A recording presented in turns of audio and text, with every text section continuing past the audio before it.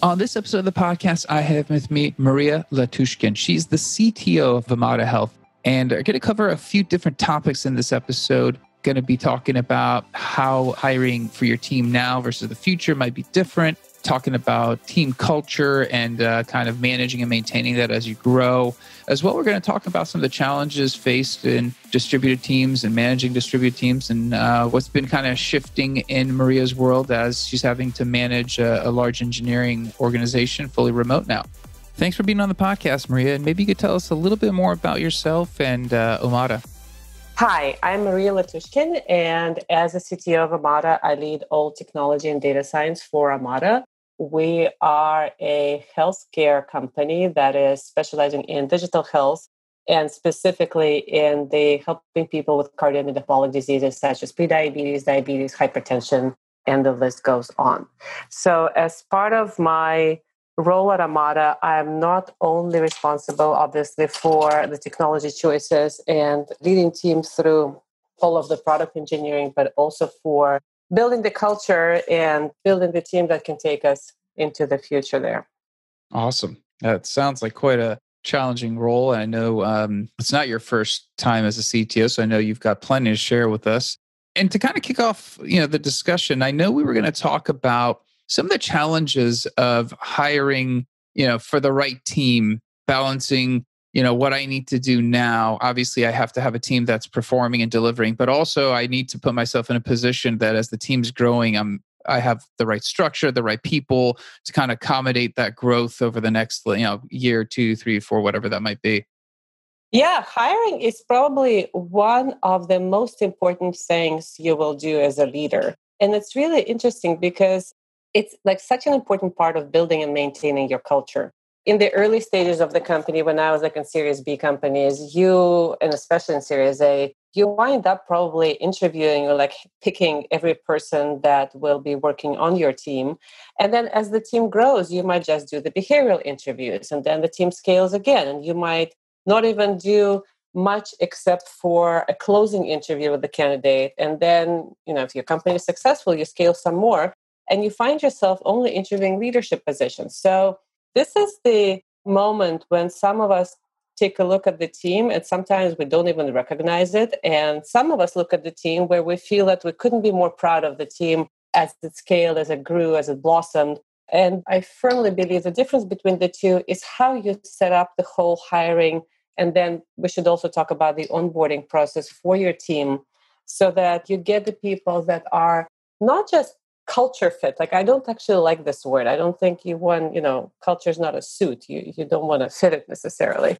It's more about being culture additive and how do you build a team that's actually going to make with every person that you hire, the team is going to get better. The team is going to get more diverse, more vibrant, and figuring out not just the processes, but also the philosophy by which you're going to be hiring people. So when you're thinking about it, as the company scales and you start building your team, investing every person that you will be hiring is actually the person that's going to be hiring the next set of people, right? So it's really important to invest in that part of the process and make sure that your initial hires are everything that you want them to be. And then from there on, you start building the process. So when you think about it, what should you do? One, I would say you should establish a criteria and a shared criteria by which you hire both on the hard skills front and the soft skills front. What would be the team you want to be building? How high do you need your technical bar to be? What type of person do you want your coworkers to be? How will they handle different situations? All of these are really, really important questions to ask yourself and have a strong position on. And then your values, figuring out some of the questions that will give you a glimpse into how a person behaves in certain situations, what they stand for. Are they going to really share your team's values? Are they somebody who will thrive in your team and make your team better? Another really interesting point is whether you're hiring somebody for their potential or you're hiring somebody for what they can contribute now. I've seen sometimes, especially as companies scale, they say, okay, we want to get somebody from a large company, from a successful company. If we're really lucky, we'll get somebody, say, from Google.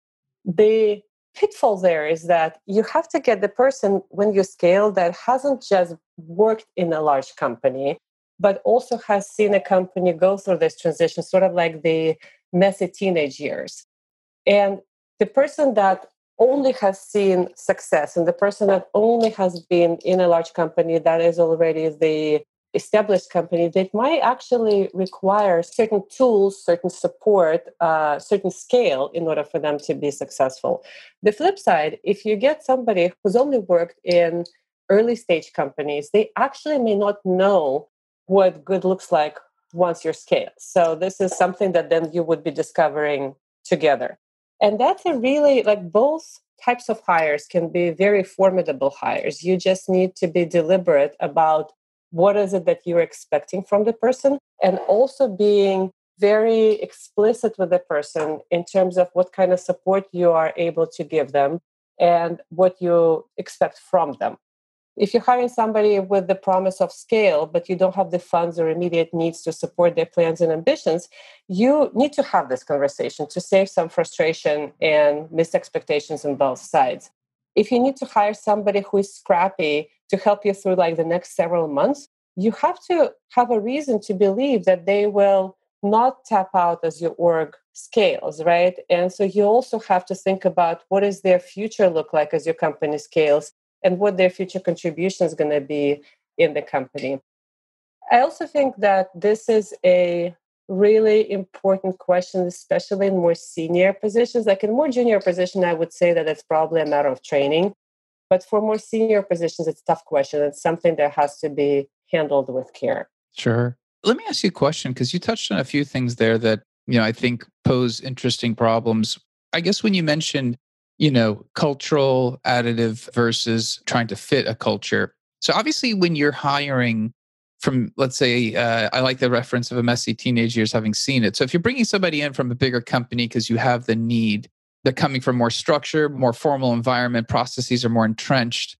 That's a different type of culture add, right? They've seen different things, they've had different expectations versus somebody coming from another startup who's bringing maybe different experiences, obviously, but has seen some of the a little bit more challenges of helping scale a company. I mean, when you're adding both kinds of people, which obviously you probably need as you're scaling your company, like are you just pretty much hoping you're adding to the culture and you're just kind of growing like a toolbox, or are you looking at it from the standpoint of, okay, we have to make sure that it doesn't deviate how the company and team is kind of operating now? That's an excellent question. This is where you as the leader get to envision the team you want to have in the future and the company you want to have in the future and the org you want to have in the future. It's almost like a map where, it's like on the map, it usually says you are here and this is where you want to get to. And like you'll have maybe some mile markers along the way. I find that the trick is not to confuse the sequence of events and have the really deliberate, good timing. And I'll explain it in a second. So, in terms of confusing the sequence of events, if you build a lot of bureaucracy, basically, like a lot of structures, a lot of processes, a lot of documents, people most likely will reject it. They will revolt. And, if you're lucky, they're just not going to follow it. And if you're not lucky, they're going to probably quit because they'll feel that the company is really changing and this is too much. But then if you continue the fluid kind of, we're all sit in one room back when we were actually in physical rooms, and we'll put the smart people together and they will figure it out. At some point, that turns into a chaos. And there is this moment where I noticed a little bit of that with project management or management in general. Like there would be, say, a CTO, super early company, and they have their developers and things that are going really well. And then there's the question of when do you actually introduce management? And I've heard people debate this a lot. I semi-jokingly say when your team is asking for one. There's, I say it semi-jokingly, but there is this moment and you have to figure it out. I don't think there's a formula, but intuitively you'll start feeling when things seem to be, something gets lost in translation. You're not able to have your message be delivered in the same way that you expected it to be delivered everywhere. You find yourself frazzled, for the lack of the better word, right? And so this is the moment when you start introducing structures. And you just have to be very deliberate about how you introduce those structures. What is the minimal viable structure for what you're trying to accomplish? It could be how you run projects. It could be how you delegate work. It could be a number of things. I would say that introducing something like any kind of structures, any kind of processes too early will be really noticeable in a bad way. It's a little bit like picking technology in a startup that is, suitable for a multi-billion dollar organization. Like you're not going to do this, right? And so with processes, it's a little bit of the same thing. It's one of those where it's almost, it's much less science as much as it is art. Because if your company is growing and you wait too long, all of a sudden you're going to have a little bit of cowboy culture. Things are just happening, and then you have to corral it in. If you, like you said, if you bring it too soon, you can suppress innovation. It's too much process. You're going to, people are going to reject it. I guess that art versus science, like in your view, what are some of the signals you see when you're like, we need to start introducing more process because the company is now maybe more mature at a better juncture to do that? I divide it into different categories of process. And so that to me would be process around decision making. So especially now with distributed cultures, like truly we're all becoming a distributed culture, right? Even in a small org, it's important to document decisions. So this would be probably something that I would introduce sooner rather than later. Something in terms of formal people management, I might actually do a little bit later because there is this stage in the company where you know what people want and need almost through osmosis, and then it stops, right? Like when you feel that you don't have enough time to speak to everybody and understand what they're all about and what they might want to do and what their concerns might be, etc. If you start feeling that those conversations don't happen as often, it's time for formal one-on-ones, because that means that you actually have to create time to connect on these things. Also, as the team grows and you start adding people that might come from different organizations, different backgrounds, and your company, like it's not the set of people that used to work somewhere else together, you're already friends and you know each other and you continue. Like once you start making your first hires, this is where you actually have to be very deliberate about how you build the culture and how you devote time and how you grow people so that culture doesn't accidentally happen to you, right? So this is something that you want to be in charge of the culture that you're building and not being on your heels saying, oh my God, what has happened here? For running of the projects, I would say once you have dependencies, if you're not like all working on one thing, once you have dependencies, once you have parallel tracks, this is where things go awry. And so this would be the moment where I would seriously think about, okay, how do we create milestones with things with dependencies that we bring a little bit more of like light project management. And then from there it grows, right? Once you figure that you've already surpassed this stage and there's something new that's needed, you'll feel it. The trick is to be like a second before it actually starts getting noticed by everybody else. So it definitely seems like, a lot of art has to go into this. And you mentioned something that I was going to go back to, and you were talking about how as the company grows and obviously you see a tipping point where you're going to have to get, more granular, get your ear to the ground. Obviously as the CTO, in the beginning days, who's there. You can see the 20 engineers, the 30 engineers. Once you start seeing 40, 70, 100 engineers, how do you stay connected, at the CTO level to the whole engineering team and the department as a whole? I know obviously you have managers who are, overseeing the day-to-day, but from like the overall, kind of engagement with engineering, how do you maintain that? That's a great question. So the thing that I miss the most out of actually working in the office is the walking one-on-ones I used to have. And instead of being able to actually like get some steps in and breathe some air, now we do Zoom meetings. But that's better than nothing. And the point being is that you have to be able to connect both in groups, but also in one-on-ones. This is something that I cherish. I always make time for. And obviously, the larger the team, the less actual time I have with any given person. But I try to mix that personal time with somebody on my team with just project updates or seeing how they work in more of group settings. And that's probably the single most effective thing that I've seen that works as the company scales and as it becomes larger. Obviously, there's a couple of things, right? There's one is how do you make sure that people have a connection to you? And then there is how do you make sure that you have a connection to your team? In terms of how people feel connected to you, how does your message get translated correctly? I try to put more and more importance and premium on the moments where we all connect together. So there's less of a potentially something that's lost in translation that is happening, right? And so all hands is a very important way that we can actually all hear the same message, or I can respond to something that might be on people's mind and they all hear it from me.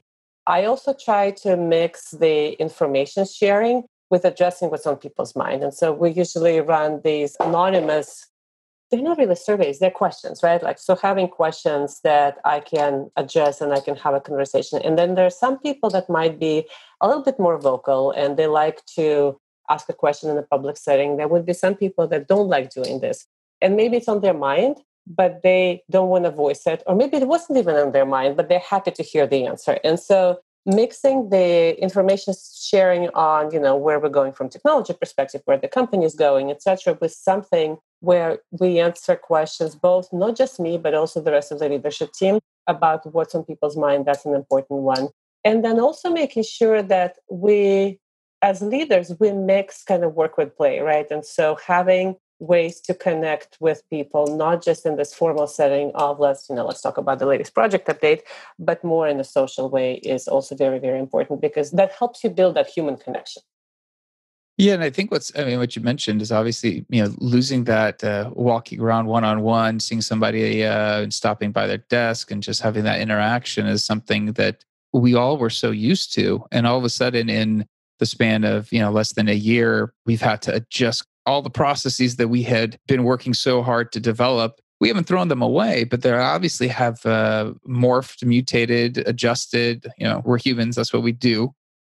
I guess when you first saw this happening and you had to kind of adjust your own style, right? So obviously, as a CTO, you've been in management for a long time. You've had certain processes that you're comfortable with. What kind of challenges did you see from your own processes having to kind of adjust? Oh, this is a good one. So the first thing that I had to realize is that I have to be very crisp in how I communicate, in how I set expectations, and in how I prioritize and how I communicate my decisions on prioritization. Because if before somebody can just stop by my desk and say, hey, this was unclear, what did you mean? That goes away. Purely because they don't see me in the office, they don't walk by me in the office. And if this is something like there's no longer this physical reminder, oh, I see Maria, I should ask her about this thing that wasn't clear. And there is the barrier where people either have to now do this in Slack or in some other medium that lacks the actual, like the body language, the conversational nature of it, or they have to set up a Zoom meeting, which is also not something that people do all the time. Plus, whenever you have a meeting about it, it's no longer a 2-second question, it becomes a half an hour conversation. So that was my number one thing that I realized. That the number two one was if I said something once, it doesn't mean that people got it. It doesn't mean that they were actually present there. And it doesn't mean that if they were there and they heard it, that we've all interpreted it the same way. So repeating the same thing over and over and over again, I realized how important it is. I start all of my all hands with talking about the priorities and how we've done on the previous 6 weeks, just because we have around a 6-week cadence. But it could be a weekly cadence. It doesn't matter, whatever your cadence is. And then also saying what's important for the next 6 weeks so that people have a more granular understanding where my priorities. I also started documenting and sharing my own priorities and saying that these are the things that I'm working on. These are the things that we're all working on. And these are this is how I interpret some of the things that, we might have declared as our priorities. So being much more explicit, granular, and writing things down. Interesting. I guess, the follow-up to that would be let's pretend we can envision this right now, right? We might not be able to, but let's envision a world where we're back in the office at some point, hopefully near certain future. How much of what you just described, kind of adjusting your personal processes and your own behaviors, how much of that do you think you're going to carry back into the office setting? I think that I will actually keep documentation of decisions and documentation of priorities for a couple of reasons.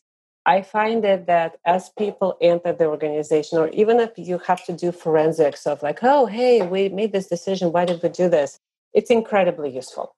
And I try to keep it light, not a whole lot of writing around it, but just like putting something pen to paper and keeping an index of, okay, we've decided this, at that time frame. And that's why back then it felt like a good idea, because it also gives people an ability, if they look at something half a year later, and they're trying to understand why we've chosen one technology over another, or we decided to, kill a project or go with the project, they will see what we were thinking back and what were the reasons. And it will also give them a freedom of choice and saying, you know what, but those things that were important back then, maybe they have changed. Maybe the inputs to the decision making is actually like they no longer hold true, so we can make a different decision. So I like that. And I definitely like stating priorities for people so that it's almost like a little reminder of, as people go about their day to day, being able to see, okay, when I need to, I only have so many hours in a day. If I choose this over that, how would I make that decision? That's interesting because I think there's two distinct things that probably addresses, indirectly that most companies deal with. One is there's a knowledge loss when you fire someone because obviously we tend to document less than ideally we should. And then the other is when you're actually hiring people on, there's a lot of tribal knowledge that is just unspoken between teams and dynamics that are not there. But it sounds like at least by promoting more documentation, being able to look back and see why decisions were made, you're actually probably addressing two of those components. Hopefully. And one of the other reasons why I think it's kind of this unintended benefit of us being remote is, to your point, as organizations scale, like this is the part that becomes lost, right? Sometimes when I talk to people and I learn like why they would either leave, like if the organization I work for is larger and they go for something smaller, or vice versa, when I recruit people and they come from larger organizations, there is some common points that people talk about in terms of why smaller versus larger. And like the things that bubble up to the top is that they want to feel that they're part of a team and they're in this together. They want to feel that they're doing something meaningful. They want to work with talented people and like-minded people. And the other one is that they want to be able to move fast. So all of these seem like really, fine qualities to have as a company, even as you scale. And so the question is like, well, why doesn't it feel this way? And one of the things I notice is that as companies scale, to your point, things are getting lost in translation. People are not being onboarded well. And so that causes some people to be overworked because they're the ones that know. And so they're wind up being everywhere. But some people, the ones that don't get as much of an onboarding, they're not as effective. So you become this org that has imbalance in how you allocate work and how much people are able to contribute. If somebody leaves, all of a sudden the knowledge walks out with them. When somebody comes in, for a while, they don't even know what is happening and, how should they get information. So when you're a small organization, things, you just pick up things by osmosis, right? Like you usually get your onboarding is something along the lines of, here's your laptop, here's our project, here's your buddy, good luck. But then when you become a larger org, there's more decisions to understand. There's more company dynamics to understand. So to the extent that you're able to, in a light way, not in a bureaucratic way, but in a light way, document what you're all about as an organization, what your value, what your decision making is, and also having some sort of a trail for how you have been making decisions in the past on things that might matter, such as technology choices or projects or whatnot. And also how to go about and understanding what's more important, what's less important, right? Which is something that if you have those priorities spelled out, something that people can pick up on quicker, they onboard faster, they become much more productive. And I believe there is a correlation between that and how happy people are in their environment, how much they're able to contribute, and how long they're going to stay with the organization. So I guess we were talking about culture. And I mean, Omada Health is a digital care provider. You guys have been mentioned as 50 most innovative companies in the world. When it comes to culture, and right now, within this pandemic, everyone is focused on healthcare and anything related to healthcare that can help people. Is there a sense internally that what you guys are doing, generally is impacting and helping people? Oh, for sure. It's so interesting. So Omada is the first company in healthcare for me. And I moved over from consumer apps and e-commerce retail space. And I was fascinated by this incredible feeling of the significance of what everybody was doing. So it was never about like the day to day, I have to finish this project or I have to do this. There was this feeling of like whatever I do ladders up to something that is going to help a given person, an actual person at the end of the day. And that's a wonderful, wonderful feeling. Like nothing compares to that. So there's absolutely a feeling of being able to help people with what we do, with the solutions that we build, which has a wonderful byproduct, a side effect, is that people feel really, really connected with both like your end user, which is in our case, actual people that use our product, as well as understanding of like how to build something that would create an experience that would create a delightful product experience. Absolutely. Yeah. Especially now with so much focus on, people who didn't even think about what they were doing with their own personal health. Everyone's now, it's under a microscope and everyone now, rethinks, double checks, triple checks everything that we do on the health side. So you go to Quest Labs and before people go do the lab tests and now they're like, well, this is important. Like they're going to take these tests, they're going to do something with them. There's another company that'll probably take it and, promote that. And I think, some company like Omada, the baseline of engaging with people, that's got to be a great, hiring as well, benefit for you trying to scale teams just because people hopefully will see the benefit of joining and seeing, the opportunity to impact people in a certain way. It's so true. And it's a very, very interesting time right now because not only is it an opportunity to help so many people with really evil diseases, and you have this way of potentially really truly help people in a meaningful way. It's also fascinating from the perspective of like imagine traditional healthcare, right? You see your doctor and once in a while, and they have a gazillion of patients, so they have to remember who you are. And then they read your chart, and they only may be having 15 minutes, out of which 10 minutes they're reading your charts and like you're getting your vitals done and everything else. So there's very small amount of time when they can connect with you as a patient and understand what you're all about. When you have digital care, it's really what happens between the doctor's visits. You have this continuity of care. You have through the devices, like we work with devices a lot, we get device data. So you have continuity of your actual vitals, whether that's blood pressure, whether that's glucose in our cases. And then you're better able to correlate how your daily habits, whether they're good or they're bad, actually manifest themselves in your health. Because it's like, as some simple example, you eat an apple and your blood sugar will go up, and then you go for a walk and it will go down. And so you'll see when you're able to marry all of those, like the physical activities, what you eat, together with the actual manifestation with like how your body reacts. I believe this is amazing for people to actually understand much better how to take care of themselves and how to manage their habits in such a way that they reach overall better health.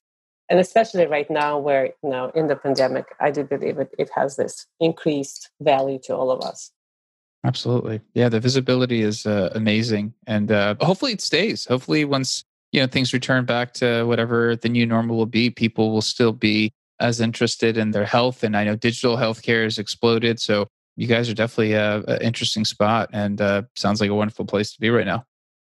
Yes, I truly believe it. Now, one of the things that, what Amada stands for is the behavioral change.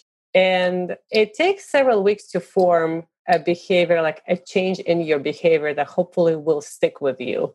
So I think that if people, if they start taking care of themselves a little bit more right now because of all of everything that is happening, even when we come back to more of what we're used to, hopefully these habits will stick and hopefully people will continue to take care of themselves more. Absolutely. Maria, thanks for, I was going to say, appreciate you spending time with us talking about some of these topics. It's been really awesome. If someone wants to reach out to you and follow up on any of these, discussion points, is there a favorite social media or a way to contact you to do that? My LinkedIn will always work. This is a great way to get a hold of me. We will include that in the show notes. Again, thank you very much. Been awesome to have you on. And that's it for this week. I think we'll be back again, hopefully, with a different guest, different set of topics. I always ask for two things from you guys, if possible. One is I really like the topic suggestions I'm getting. I'm kind of building the list. It's helping me have different talking points with guests. So please continue to message those through. And then the other, subscribe to the podcast. It's really grown. It's kind of, just been building organically, and it's just awesome. So the more you subscribe, the more the social platforms will promote it on whatever platform you're listening to. So I appreciate that. Thank you.